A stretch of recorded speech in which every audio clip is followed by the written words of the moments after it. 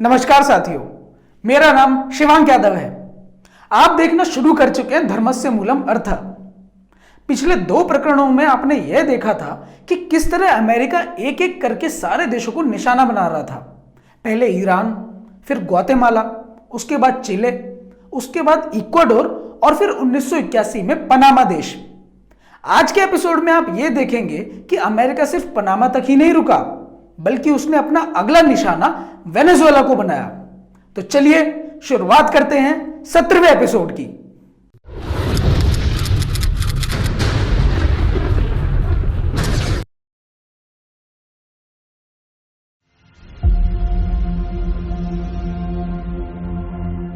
दक्षिण अमेरिकी द्वीप के उत्तर में स्थित वेनेजुएला एक छोटा सा देश है। 2 करोड़ 88 लाख आबादी वाले इस देश में आज से लगभग 23 साल पहले यानी कि 1998 में इलेक्शन हुए और इलेक्शन में राष्ट्रपति पद के एक उम्मीदवार थे ह्यूगो चेवेज। अपने भाषणों में चेवेज ने यह स्पष्ट कर दिया था कि वो वेनेजुएला के तेल को वेनेजुएला के लोगों को ही इस्तेमाल करने को देंगे। उनके इसी वादे की वजह से चेवेज इलेक्शन में जीत गए।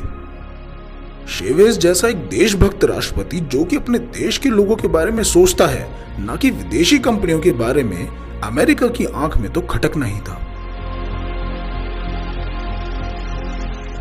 इसीलिए CIA की मदद से साल 2002 में वेनेजुएला में एक तख्ता पलट कराने की कोशिश की गई। इस तख्ता पलट के लिए वेनेजुएला की विपक्षी पार्टियां, मीडिया और यहां तक कि सेना में से भी कुछ लोगों को षड्यंत्र में शामिल कर लिया गया। इन सभी तैयारियों के बाद फिर वो दिन आया जिस दिन इस पूरे षड्यंत्र को अंजाम देना था। विपक्ष ने कुछ हजार लोगों को चेवेज का विरोध करने के लिए प्रदर्शन करने के लिए भेज दिया। इन प्रदर्शन करते लोगों को मीडिया ने इस तरह से दिखाया कि पूरा देश ही चेवेज का विरोध करने जमीन पर उतर आया है। तुरंत ही मौका पाते सेना के कुछ भ्रष्ट अधिकारियों ने चेवेज को बंदी बना लिया। चेवेज के बंदी बनते ही अमेरिका के पक्षधर नेता सत्ता में बैठ गए और कुछ देर के अंदर ही यह नेता चेवेज को अमेरिका के हाथों में सौंपने का मन बना चुके थे। अमेरिका में चेवेज के साथ कैसा सुलूक होता यह कोई नहीं जानता।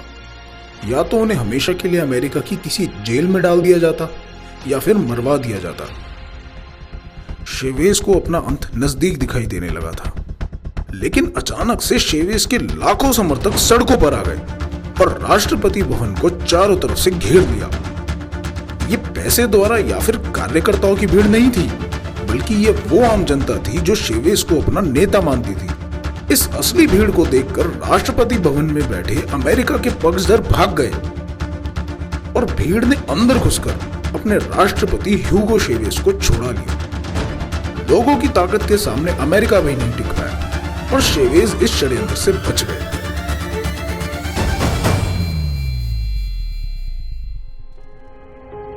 – 2013 में चेवेज का देहांत हुआ और इस मौके का फायदा उठाते हुए बैंकर्स ने वेनेजुएला पर एक बार फिर आर्थिक प्रहार किया और उसकी करेंसी को बिल्कुल वैसे ही बर्बाद कर दिया जैसे 1923 में जर्मनी की करेंसी को किया था। यह घटना लैटिन अमेरिकी देश वेनेजुएला में घटी थी, लेकिन दक्षिण अमेरिका से लगभग 11,500 किलोमीटर दूर पूर्व में इराक के अंदर भी खलबली मची हुई थी।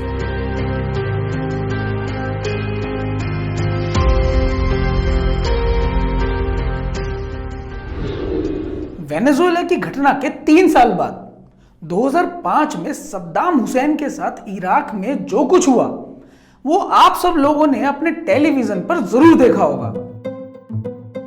जो भी सद्दाम हुसैन को फांसी लगते हुए देख रहा था वो यही सोच रहा था कि वाह, अमेरिका कितना अच्छा और शांति प्रिय देश है और इस बुरे तानाशाह को फांसी देकर दुनिया को और शांतिपूर्ण बना रहा है। भले ही सद्दाम ने भारतीयों के साथ कुछ गलत नहीं किया था, लेकिन मीडिया की वजह से हर भारतीय सद्दाम को अपना दुश्मन मान रहा था। किसी के दिमाग में यह सवाल नहीं आया कि सुदूर पश्चिम के देश अमेरिका को अपने देश से 11,000 किलोमीटर दूर पूर्व में इराक से अचानक से खतरा कैसे महसूस होने लगा। और मीडिया अगर अमेरिका को हीरो की तरह दिखा रही है और इराक देश को विलन की तरह, तो अमेरिका के लिए ताली बजाने की जगह यह सोच लिया जाए कि आखिर यह सब हो क्यों रहा है। मुझे पूरा विश्वास है कि आपने इस बारे में कभी नहीं सोचा होगा। इसलिए अब हमें आपको इराक और सद्दाम हुसैन की पूरी सच्चाई बतानी ही पड़ेगी। इसके लिए हमें जाना पड़ेगा साल 1979 में।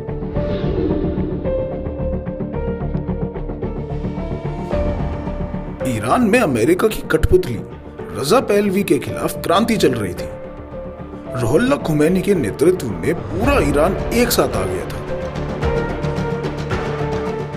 अमेरिका के हाथ से यह स्थिति निकलती जा रही थी। जब अमेरिका ईरान में कुछ ना कर पाने की स्थिति में था, उसने ईरान के पड़ोसी देश इराक पर अपना ध्यान लगाया और अपने ही एक CIA एजेंट सद्दाम हुसैन को इराक का राष्ट्रपति बनवा दिया ताकि ईरान में जन्म ले रही क्रांति को युद्ध से दबा दिया जाए।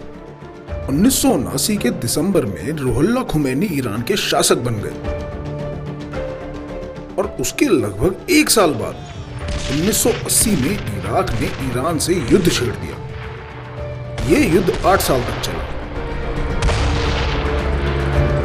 सत्ता में आने के कुछ सालों तक तो सद्दाम अमेरिका के एक एजेंट की ही तरह काम कर रहा था, लेकिन कुछ समय बाद सद्दाम का मन बदल गया और धीरे धीरे उसने अमेरिका के लिए काम करना बंद कर दिया। बस तब से ही अचानक से सद्दाम तानाशाह हो गया और अचानक से ही अमेरिका को उससे खतरा महसूस होने लगा। पूरे दुनिया की मीडिया में सद्दाम को सन की तानाशाह की तरह दिखाना शुरू कर दिया गया और ऐसा माहौल बनाना शुरू कर दिया जिससे सद्दाम सबको अपना दुश्मन दिखाई देने लगे। कहावत है कि अगर कुत्ते को मारना हो तो पहले उसे पागल घोषित करना पड़ता है। सद्दाम के साथ भी यही किया गया। पहले तो इकोनॉमिक हिटमैन ने उसे घूस देनी चाहिए, पर वो नहीं माना। फिर मारने के लिए कुछ लोग भेजे गए, लेकिन उसकी सुरक्षा मजबूत थी तो बच गया। तख्ता पलट करवाना चाहा, लेकिन इराक के लोग और सेना दोनों उसके साथ थे। फिर अंत में खुद अमेरिका ही 1990 में सीधा युद्ध करने आ गया, लेकिन इराक से जीत नहीं पाया। इधर सद्दाम इराक के हक में फैसले ले रहा था। उसने अंतरराष्ट्रीय स्तर पर डॉलर मुक्त व्यापार के लिए इराक का तेल दूसरी मुद्राओं में देने की घोषणा कर दी। इस कदम से अमेरिका पूरी तरीके से बर्बाद हो सकता था। फिर से अमेरिका ने इराक को बदनाम करना शुरू किया और यह प्रचार करना शुरू कर दिया कि इराक के पास रासायनिक हथियार है और वो अमेरिका के लिए खतरा है। ये कह के साल 2003 में दोबारा युद्ध छेड़ा गया और अब की बार अमेरिका जीत गया। यह युद्ध जीतने के बाद दिसंबर 2003 में सद्दाम को पकड़ लिया गया। अगले 3 साल तक सद्दाम पर मुकदमा चलाया गया और फिर 2006 में सद्दाम को फांसी दे दी गई। जानबूझकर इराक में अशांति बनाकर रखने के लिए ब्रिटिश सेना की एक टुकड़ी लगातार इराक की राजधानी बगदाद में अपना आर्मी बेस बनाकर रुकी हुई थी। युद्ध चलता रहे, इसीलिए एजेंटों की मदद से दोनों तरफ आर्थिक सहायता की जाती है। 19 दिसंबर 2005 को ब्रिटिश स्पेशल एयर सर्विस के 2 खुफिया सिपाहियों ने अरब लोगों की पोशाक पहनकर इराक के बसरा शहर में आम लोगों पर गोलियां चलाना शुरू कर दिया। पुलिस ने दोनों सिपाहियों को पकड़ लिया और बसरा शहर की जेल में ले गई। बगदाद में ब्रिटिश आर्मी बेस तक जब ये खबर पहुंची तो वहां से तुरंत 10 से ज्यादा टैंक और हेलीकॉप्टर बसरा शहर की तरफ रवाना कर दिए गए। इन टैंकों और हेलीकॉप्टर ने बसरा जेल को चारों तरफ से घेर लिया। टैंकों से जेल की दीवारें तोड़कर दोनों कैदियों को छुड़ा कर ले गए। वहां के आम लोग इस कार्रवाई का विरोध करने के लिए जेल पर भी पहुंच गए थे, लेकिन सेना के टैंक और हेलीकॉप्टरों के सामने उनकी एक ना चली।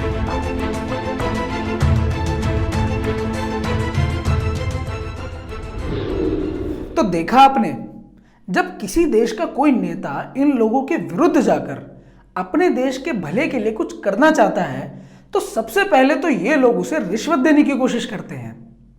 अगर वो नहीं बिकता तो उसे मौत का डर दिखाया जाता है। अगर वो नहीं डरता तो फिर उस देश में तख्ता पलट कराने की कोशिश की जाती है। अगर उसमें भी कामयाब नहीं होते तो फिर उस देश को किसी दूसरे देश के साथ युद्ध में उतार दिया जाता है, जैसा कि इराक के साथ हुआ। इस विषय को अगर आप और गहराई से समझना चाहते हैं तो आपको बैंकों का मायाजाल किताब पढ़नी चाहिए। बैंकों का मायाजाल पढ़ने के लिए आप bankjaal.com पर जा सकते हैं और उस किताब को पढ़ सकते हैं। साथियों, आज के एपिसोड में बस इतना ही। मिलते हैं अगले एपिसोड में। तब तक के लिए नमस्कार। जय हिंद।